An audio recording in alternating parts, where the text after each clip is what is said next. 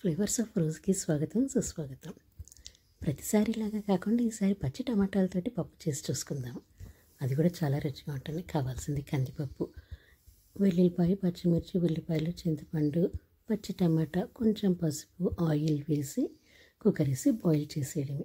Boil చేసిన తర్వాత దాన్ని బ్లెండర్ తోటి మ్యాష్ చేయాలి.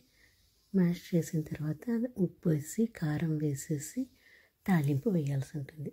తాలింపుకి ఆవాలు, జీలకర్ర, మినపప్పు, కరివేపాకు, ఎండుమిర్చి, దీంతో కొంచెం ఇంగువ కూడా వేసి తాలింపు వేస్తే చాలా చాలా రుచికరంగా ఉంటుంది.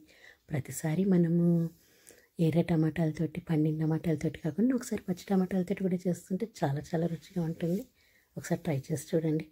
వన్స్ ఇన్ ఏ వైల్ కొంచెం చేంజ్ కూడా మనకు కావాల్సి ఉంటుంది కదా. దాంట్లో కూడా పోషక విలువలు చాలా ఎక్కువగానే ఉంటాయి. ఒకసారి ట్రై చేయొచ్చు.